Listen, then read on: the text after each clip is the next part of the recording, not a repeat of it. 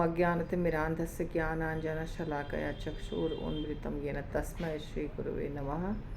श्रीचैतन्यमनोभीष्टं स्थापितं येन भूतले स्वयं रूपः कदा मह्यं ददाति स्वपदान्तिकं। वन्देऽहं श्रीगुरुं श्रीयुतपदकमलं श्रीगुरून् वैष्णवांश्च। श्रीरूपं सागरजातं सहगण रघुनाथान्वितं तं सजीवं साद्वैतं सावधूतं परिजनसहितं कृष्णचैतन्यदेवं श्रीराधाकृष्णपादान् सहगण ललिता श्रीविशाखान्विताश्च।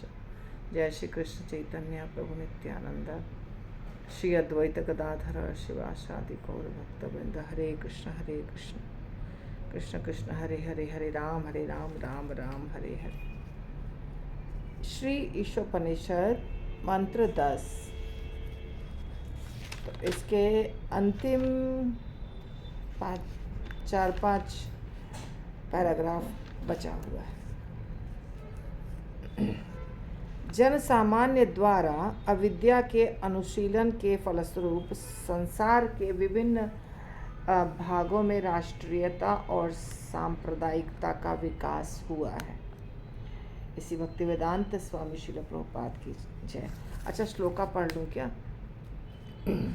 अन्यत एव आहु विद्यया अन्यत आहु अविद्यया इति शुश्रुम धीराणा ये नस्तत् विचक्षिरे। मनीषियों ने बताया है कि ज्ञान के सेवन से एक फल प्राप्त होता है और अज्ञान के सेवन से भिन्न फल प्राप्त होता है। इसी का परपोट चल रहा है। प्रभुपाद लिखते हैं कि जन सामान्य द्वारा अविद्या के अनुशीलन से विभिन्न भागों में राष्ट्रीयता और सांप्रदायिकता का विकास हुआ है।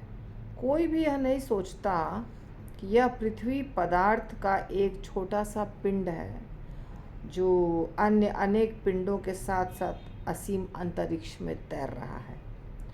अंतरिक्ष की व्यापकता की तुलना में ये पिंड वायु में धूल कणों के समान है। ईश्वर ने इन पिंडों को पदार्थ से इस तरह बनाया है कि वे अपने में पूर्ण हैं और अंतरिक्ष में तैरते रहने के लिए समस्त आवश्यकताओं से पूरी तरह युक्त हैं। हमारे अंतरिक्ष यानों के चालक अपनी उपलब्धियों पर भले ही इतरा लें, लेकिन वे इन विशाल अधिक विराट लोक कहलाने वाले अंतरिक्ष यानों के परम चालक के विषय में विचार नहीं करते। बहुत सुंदर है और यहाँ पे एनालॉजी भी है।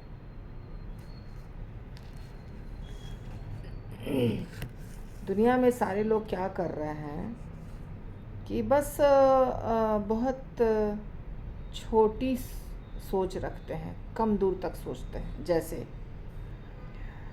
विद्या और अविद्या, यानी अविद्या यानी जो आध्यात्मिक विद्या नहीं है, साधारण विद्या जिससे पैसा कमाते हैं लोग, तो इस प्रकार का विद्या प्राप्त किए हैं जिसको अविद्या कहा जा रहा है। और इससे संसार में जैसे अभी हम देखते हैं बहुत प्रकार की गाड़ियाँ, बहुत प्रकार के बसेस, बहुत प्रकार की खाने की चीज़ें, सुविधा, ये सब हुआ है।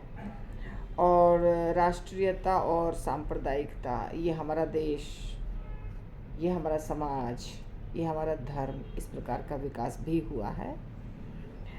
लेकिन ये बहुत छोटी चीज़ है, क्योंकि पृथ्वी को अगर ले लेते हैं हम, पूरी पृथ्वी को, जिसके बारे में हम जानते हैं कि हम पृथ्वी पर रह रहे हैं, अगर हम पूरी पृथ्वी को भी पकड़ लें तो भी पृथ्वी क्या चीज़ है। जैसे आकाश में बहुत सारे गोल गोल गोल गोल घूम रहे हैं जिसको ग्रह कहा जाता है, वैसे ही एक है पिंड। पिंड क्यों कहा जा रहा है? मिट्टी का एक गोला, जैसे एक मिट्टी को बच्चा मिट्टी ले ले और गोल गोल बना दे, तो वैसा ही एक गोल है पृथ्वी। जैसे अनेक बहुत सारे गोल हैं, घूम रहे हैं आकाश में, हमको दिखाई देते हैं रात को, झूठ बात नहीं है। तो वैसा ही पृथ्वी भी है एक।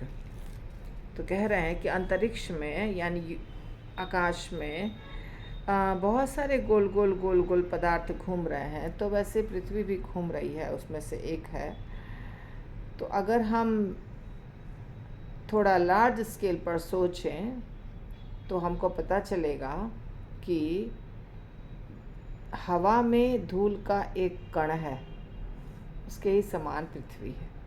हवा में जैसे धूल के बहुत सारे कण उड़ रहे हैं, ऐसे पृथ्वी भी एक कण है, चंद्रमा एक कण है, मंगल, शनि, जितने ग्रह हैं सब एक कण हैं। तो हमें जब हम ऊपर आकाश में देखते हैं, हमारी नज़र तो बहुत दूर तक नहीं जा सकती है, पर जितनी भी दूर तक जाती है तो हमें लगता है कि इतने सारे हैं गोल गोल गोल गोल कि हम गिन नहीं सकते हैं।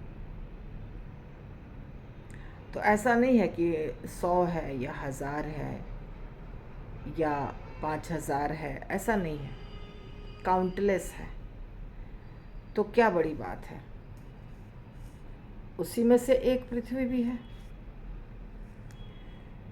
तो इसको ऐसे बनाया है भगवान ने सबको, यानी कि पृथ्वी को भी, चंद्रमा, सूरज, मंगल, शनि, जो भी गोल गोल हमें आकाश में दिखाई दे रहा है, उसको भगवान ने ऐसा बनाया है कि वो अपने आप में एक पूर्ण है। आप देखेंगे धरती माता, हम जब से जन्म लिए हैं तब से देख रहे हैं, हमारे पूर्वजों ने भी देखा कि ये सुबह रोज़ सूरज निकलता है और रात को डूब जाता है, और हम दिन भर जगे रहते हैं, रात को सो जाते हैं। फिर जाड़ा गर्मी बरसात भी होती है, मौसम बदलते हैं, पर इसके चलने का ढंग नहीं बदलता है। पृथ्वी को जो चलने का ढंग है, चक्कर मारती है पृथ्वी सूर्य के चारों तरफ, या अपना उसका जो खुद का सेंटर पॉइंट है वहाँ पे भी घूमती है। तो ये जो नियम बनाया है भगवान ने, वो नियम चल रहा है, बदलता नहीं है। इसी प्रकार पृथ्वी के ऊपर पानी है और मिट्टी है और बाकी चीज़ें हैं, जिससे इस दुनिया में जो भी, इस पृथ्वी के ऊपर जो भी जन्म लेते हैं उनका जीवन भी चल रहा है। इसी प्रकार दूसरे ग्रहों पर भी सबका जीवन चल रहा है। तो ये हम देख रहे हैं कि ऐसा हो रहा है, पर फिर भी नहीं सोच रहे हैं कि कौन इसको चला रहा है। ये अपने आप तो चल नहीं सकता है, तो इसको कौन चला रहा है, ये हम नहीं सोच पाते। सूर्य असंख्य हैं और लोक भी असंख्य हैं। परमेश्वर के सूक्ष्म अंश के रूप में हम क्षुद्र प्राणी इन असीम लोकों पर अपना आधिपत्य जमाना चाहते हैं। इस प्रकार हम बारंबार जन्म लेते हैं और मरते हैं। तो सूर्य यहाँ पर तो एक ही है ब्रह्मांड में, पर बहुत सारे ब्रह्मांड हैं और बहुत सारे सूर्य हैं। और अगर भौतिक दृष्टिकोण से देखा जाए, साइंटिस्ट के आँखों से, तो इस ब्रह्मांड के अंदर भी बहुत सारे सूर्य हैं। शास्त्र के अनुसार इस ब्रह्मांड में एक ही सूर्य है और एक ही चंद्रमा है। तो यहाँ लिखा है सूर्य असंख्य, लोक भी असंख्य। इसका मतलब ब्रह्मांड की बात हो रही है। लेकिन मनुष्य जो है वो क्या करता है, खुद को मालिक बनाने की कोशिश कर रहा है। हम इस चीज़ के, इस मिट्टी धरती के मालिक बन जाते हैं, हम इस लोक के मालिक बन जाते हैं। हम लोग छोटे छोटे हैं तो हम लोग छोटी छोटी चीज़ों के मालिक बनना चाहते हैं। और हिरण्यकश्यप, रावण, ये सब जो थे बड़े बड़े असुर, वो स्वर्गलोक के भी राजा बन जाते थे।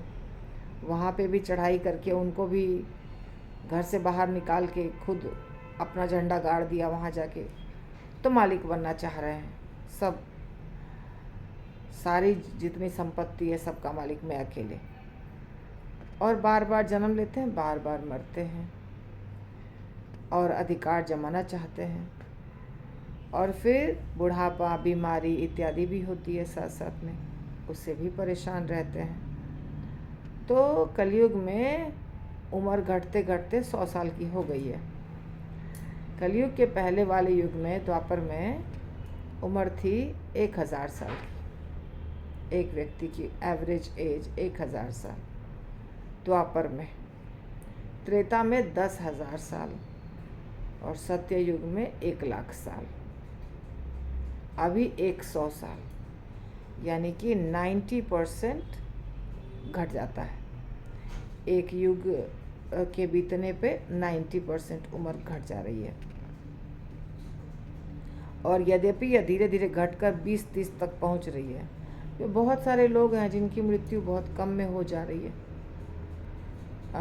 एवरेज एज 54-5 ऐसे हो गया है, क्योंकि कम लोग हैं जो 70-75 तक जी रहे हैं। ज़्यादातर लोग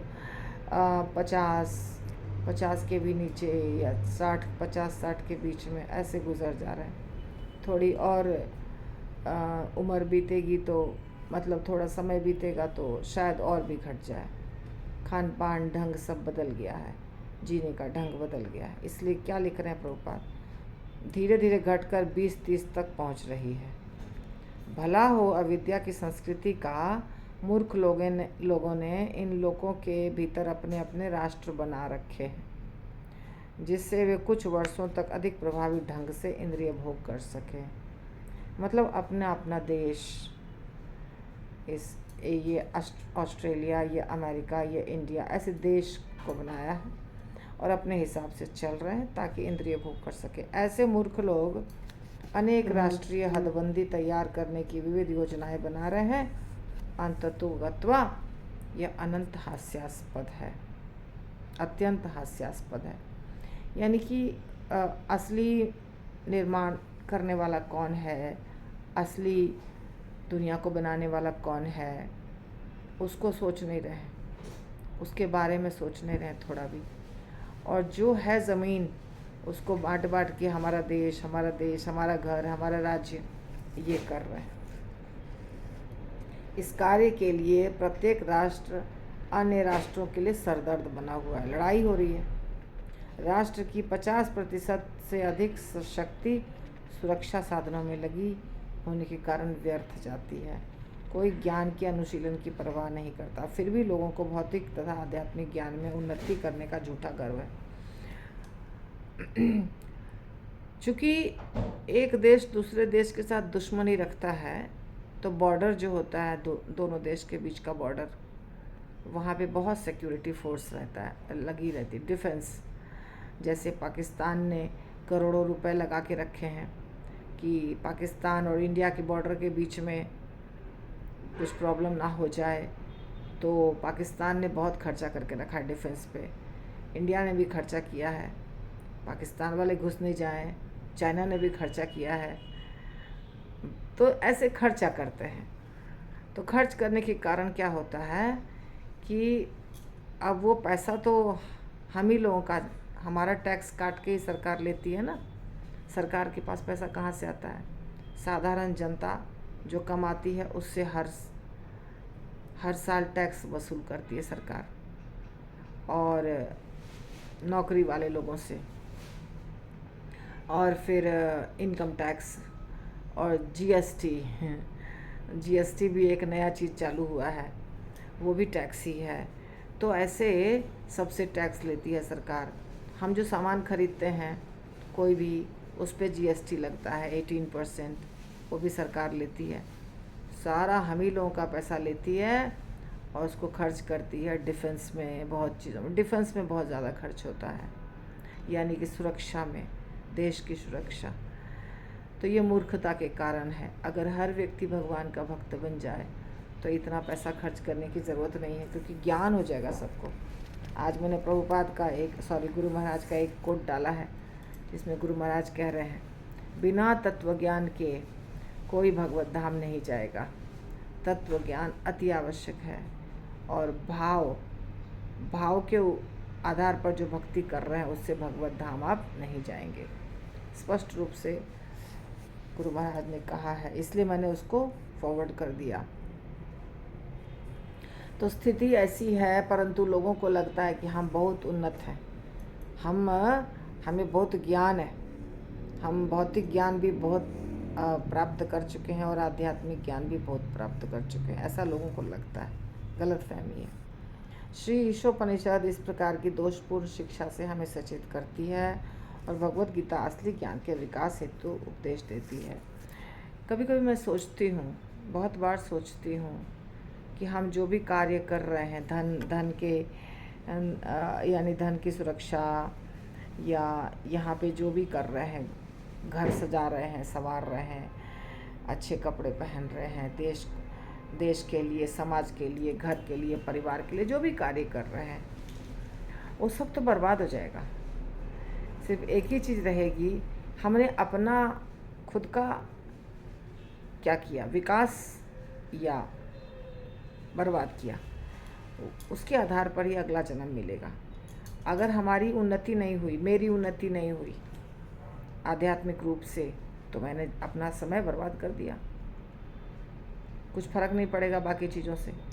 मेरी चेतना में कितनी भक्ति है, कितना हमने भगवान से आकर्षण पैदा किया है, भगवान की सेवा से आकर्षण पैदा किया, उसके ऊपर ही सब कुछ है, वही काम की चीज़ है, बाकी सब बेकार हो जाएगी। तो सबको सोचना चाहिए और भगवत गीता पढ़ना पड़ेगा। हाँ, और ये जो धन कमाने वाला है सिलेबस, सारे स्टूडेंट्स के लाइफ में धन कमाने का सिलेबस है, उससे फ़ायदा नहीं होगा। थोड़ा धन चाहिए जीने के लिए, पर केवल धन धन धन और कुछ नहीं सोचना, ये गलत है।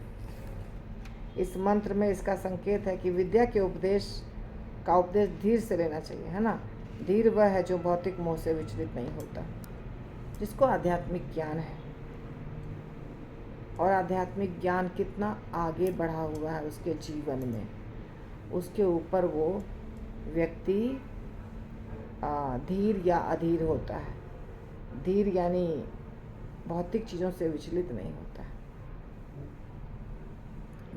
धीरस्तत्र न मोह्यति, है ना। धीर जो होते हैं मोहित नहीं होते। तो इसलिए